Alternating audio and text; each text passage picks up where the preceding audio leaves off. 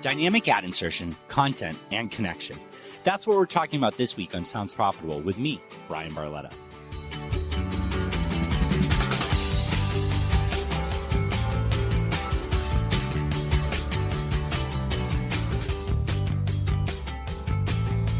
This episode of Sounds Profitable is brought to you by Podsites, podcast attribution. Go to podsites.com for more information. I know that you're listening to Sounds Profitable because podcast ad tech is important to you, but it's important to me that you are kept up to date on the latest news from the entire podcast industry. To help with that, here's what happened last week, no matter when you're listening, from James Cridland at Podnews.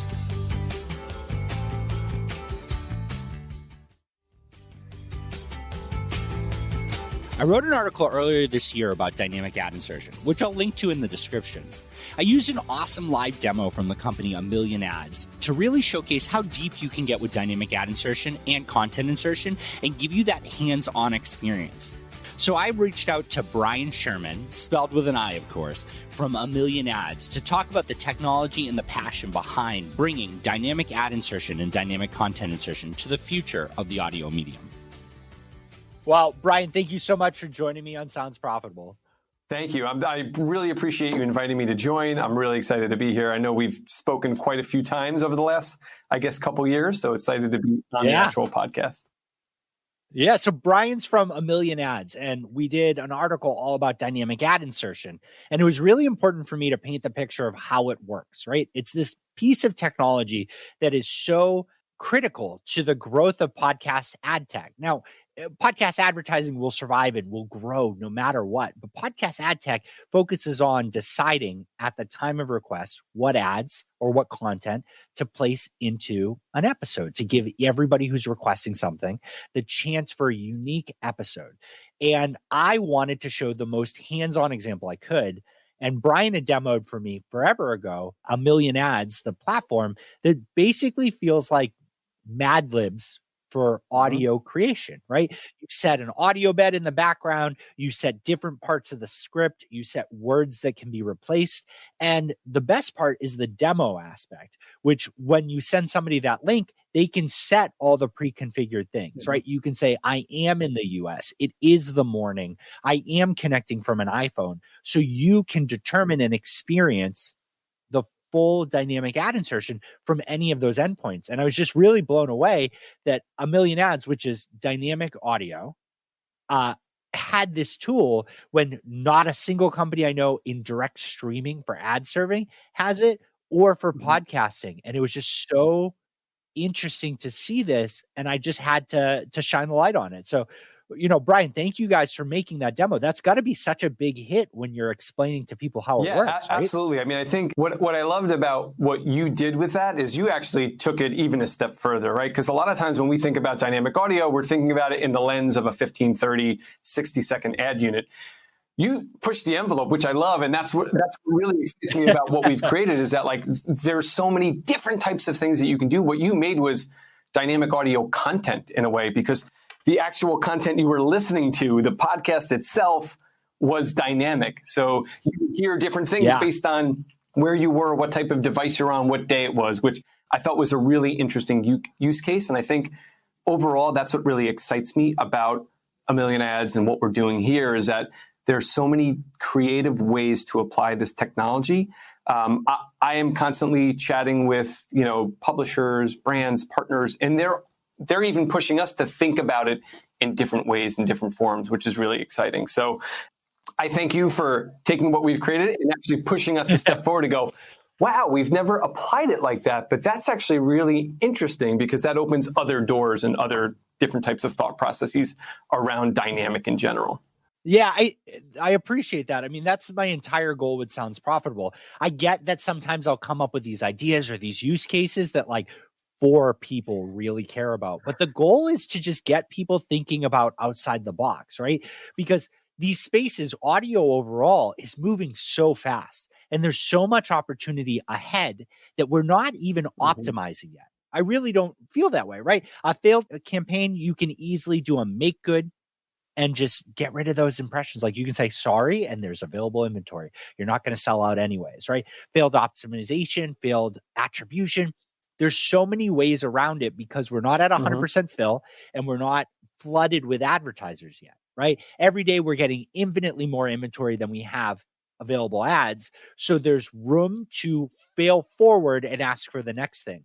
But tools like this and the things that I'm trying to bring forward are really just like, well, what happens when we get those constraints? Today, you might not need something like 1 million ads for every one of your ads or any of your ads. But what happens when an advertiser says to you, well, what's unique? Why are you charging $5 more or $10 more CPM? I don't actually think your host is that much more impressive. I don't think your network drives that much better of a value than anything else. You can say, well, we've been dabbling with this tool. We've been thinking outside the box. You're starting to think about it. I'm planting the seed. And that's the whole goal. Because how often does somebody get to be like, well, I find ad tech interesting and let's play around with it like it's Legos.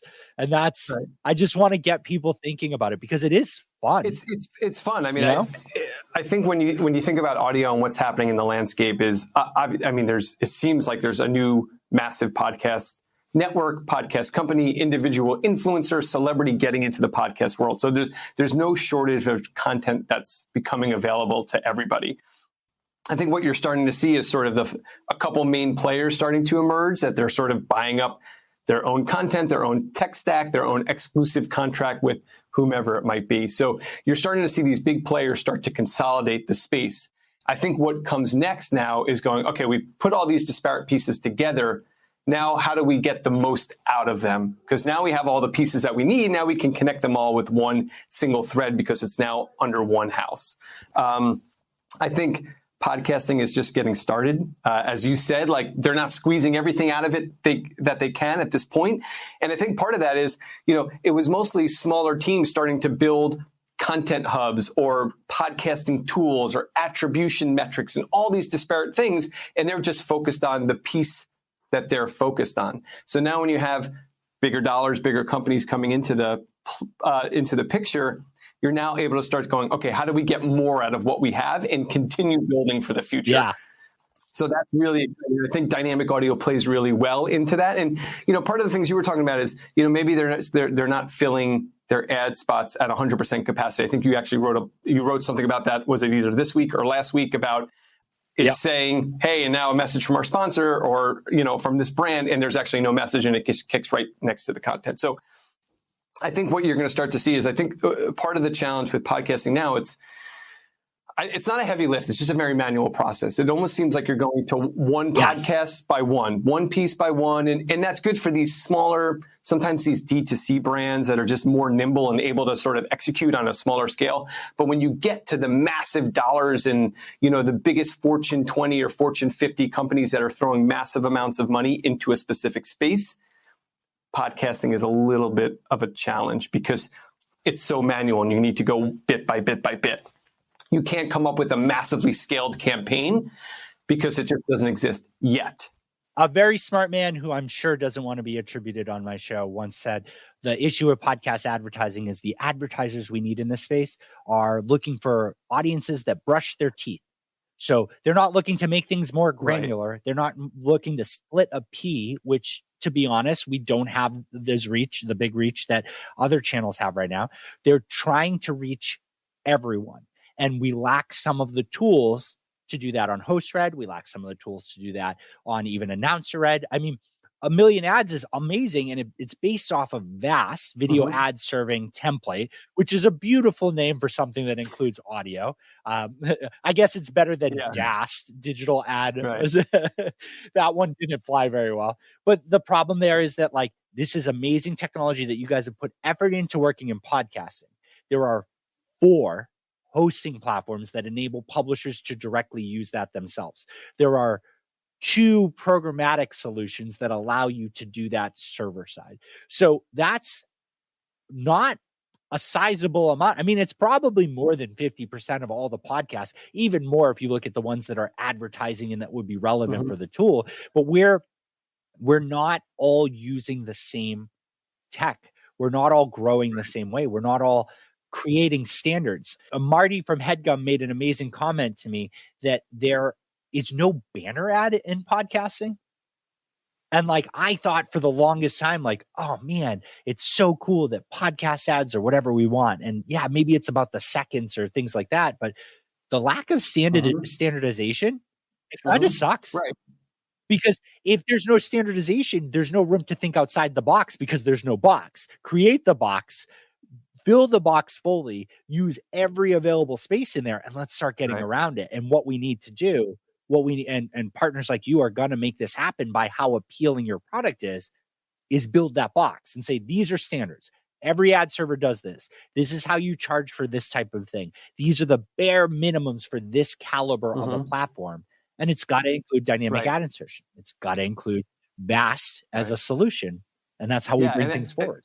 I think you're seeing that happen, right? I mean, you're again, with the consolidation, they're buying all the pieces and now they go, all right, how do we fit all these things together and then come up with a mass scale play and just sort of a baseline of how you can work in the podcasting world. I think dynamic audio is really interesting because, you know, the beauty of podcasting is that it's intimate, there's a direct connection, but as we discussed, it's a very manual to get sort of podcast by podcast, get the host to read it. It doesn't scale very well. And then on the flip side of that, you have mass scale, but the challenge with that is it's not very personal because again, as you said, you just want to reach people that are brushing their teeth. What we try to do is sort of come in the middle. We can, because you're layering on data and there's a dynamic piece to the actual ad experience and it's speaking to you in a more unique and personalized way, you can access the scale, but then also access sort of that personal piece that podcasting brings. So we sort of sit right in the middle of both of those things. And I think that's so neat because to fully explain it, the way this would work is that instead of an ad, it's a vast URL that calls out to a million ads and it gives a bunch of indicators like IP address, user agent, the timestamp of the request, the episode ID. Basically anything you want to pass can be passed. And then in a million ads, you action off each of those points, whether they're hard-coded things that they provide or things that you can upload. One of the demos that I saw was, I think, was it with Acast you guys did a partnership with to have them read all of the podcast names? Or you use Descript, Was it Descript? We've been doing some experimentation with Acast and kind of pushing the envelope on sort of what we can do with podcast data, meaning the name of the actual show or the genre.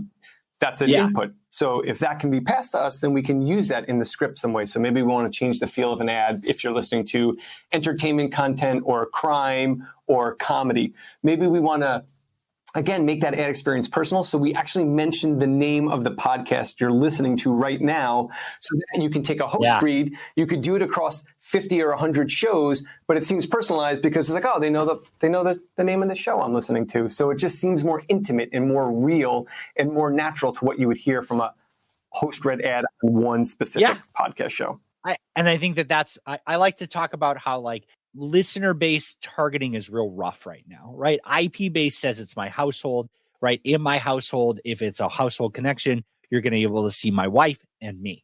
I love ad tech. Like this is not just like a job for me. It's fun. So I get weird ads. My wife is like super amazing, my carbon neutral. She's out there changing the world for the better place. So a little bit crunchier, a little bit more political advertisements. It's very easy and very likely that I will get ads for things that she likes, right? Because we're all one household and that's what you get for the IP address. And I like to give the example, not assuming that Night Vale does this, but like just because I want to buy a new bike doesn't mean I want to listen to Welcome to Night Vale and hear an ad for that new bike. While it's targeted to me, like you just killed it. But if you could just know just simply, not even that it's Night Vale, but the category it's in. Right. Like how powerful is that?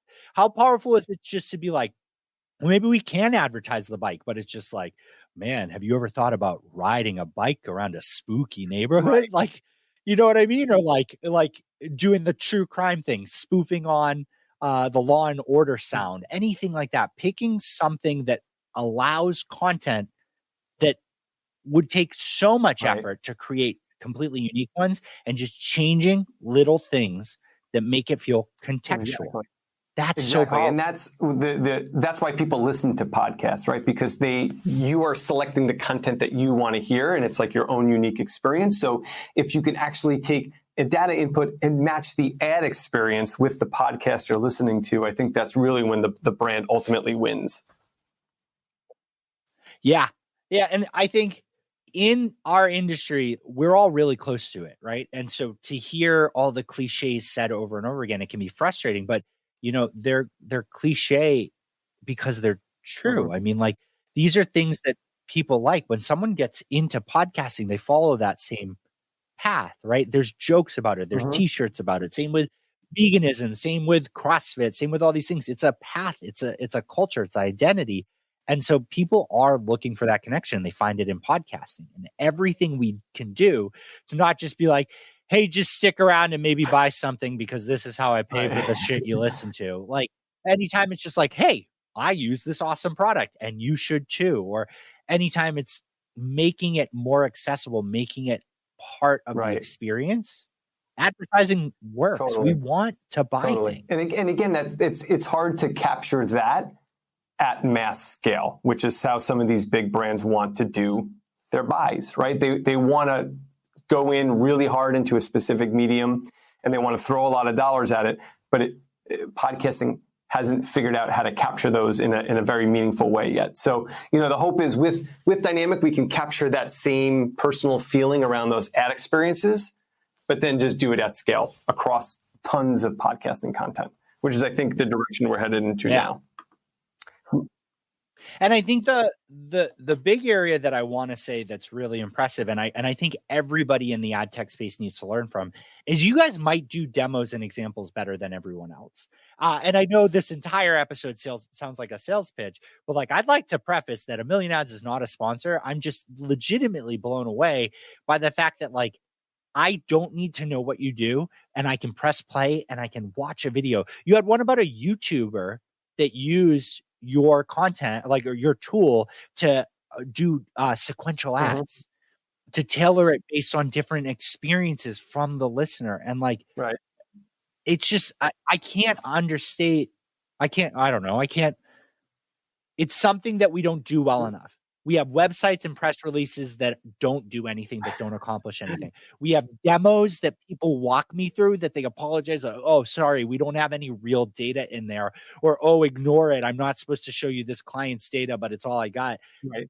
That polished demo, that thing you can leave behind, that area you can press play and hear the audio or see the visual on a website, it's the most powerful thing you can do. I hope that people trying out the demo that I provided got them interested in working with you, because even that is like an air check example. Right. It blows away everybody else. And I think that's what we pride ourselves on. I mean, we're definitely an ad tech company, but the creative is really important piece of that process as well. The strategy behind it. How do we marry the data with the actual creative itself? And it's really interesting because when we work with brands, it's almost like a new muscle they have to learn how to flex, because no one's really thought of audio creative in that manner.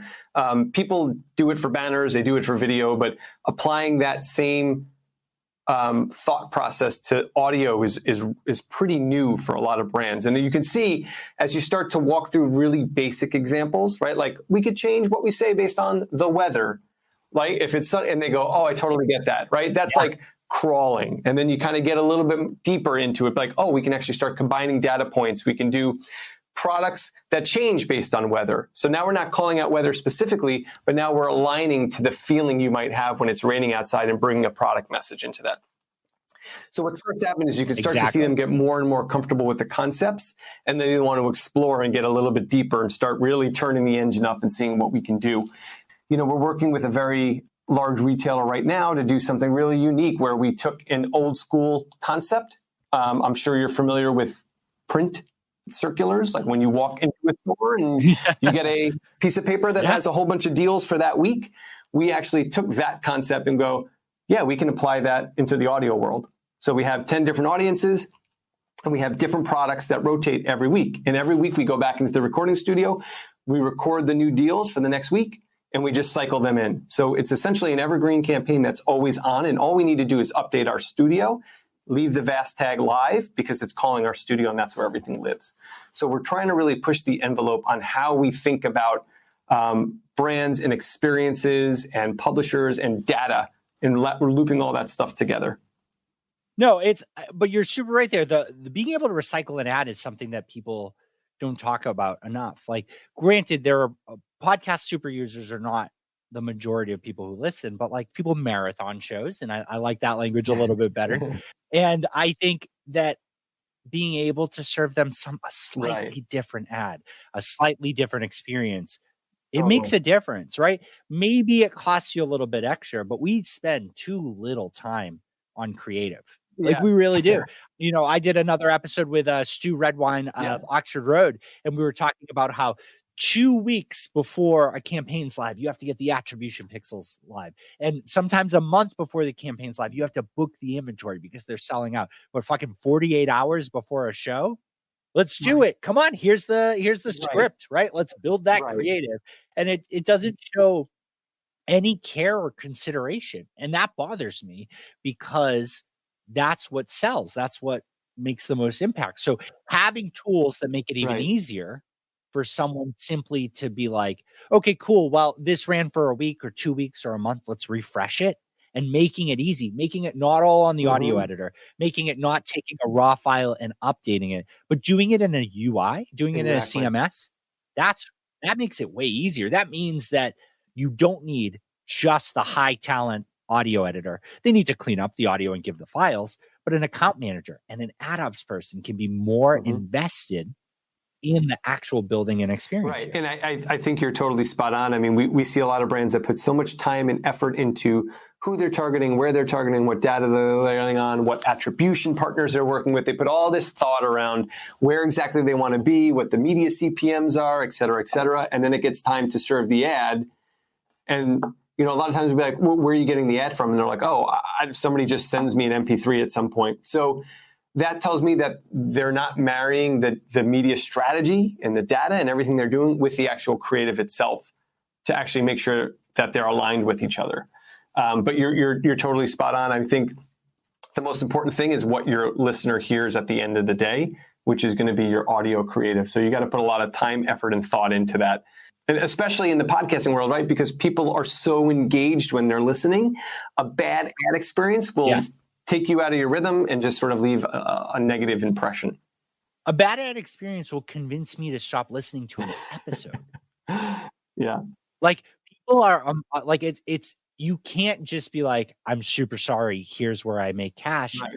Nobody wants that. Like, it's content. Whether you're happy about it or not, it is content. You need to take it seriously, and tools like this make it happen. And Bryan, I'm really excited for a future where we can collaborate more, because I think podcasting is tough for what you guys do right now, because the real-time request adds so much value. If someone downloads it, which we are seeing a substantial drop in automatic downloads, so that's great, right? There's less than 20% on average of downloads seem to be automatic, so they are downloading it in real time. But I think the A Million Ads tool is something that can really propel creative growth in podcasting. I think tools like what you do and what Veritonic does are the type of things that are ahead of the game, because like I said, we have so much room to fail forward and grow forward that we're still not at a point yet where we're optimizing every single thing on our plate. And I think these two tools, the creative focused tools, are really going to set everything apart. I mean, I think I would agree with you on a lot of your sentiment there. It's still I don't want to say it's a new medium, but like the excitement in podcasting is relatively new. And I think with all the new partners and the new publishers coming into the space, you're going to start to see them figure out all these little issues that we've been talking about, and sometimes you explore in your series here. So I think it's only a matter of time. And you're right, we're trying to place ourselves a little bit ahead of the curves, or in front of the wave, if you will, so that we can catch it at the right time. Heck yeah, man. Yeah. Well, thank you so much for coming here, and I'm excited to have you back in the future. Yeah, I appreciate it, man. And thanks for always the support and for being a fan. So it's always great chatting with you and kind of keeping up on everything you got going on your end. And congrats on your success, man. I feel like this is pretty recent, and you've grown it into something really special. So that's really awesome.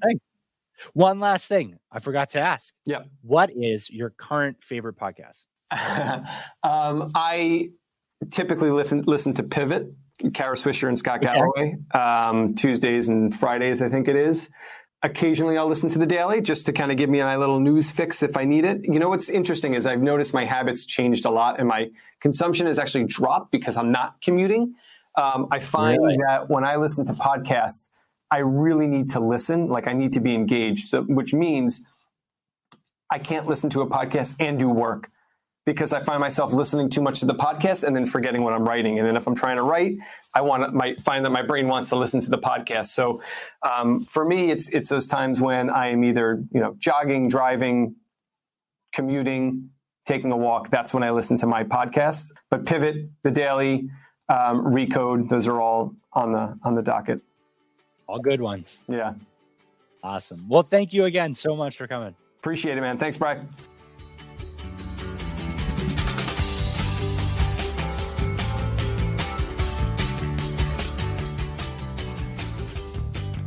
And stick around for some special bonus content at the end of the episode.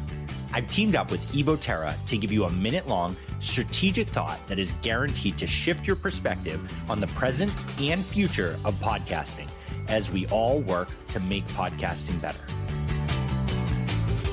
Thanks to Bryan Sherman for coming on to talk about my article, How Dynamic Ad Insertion Actually Works.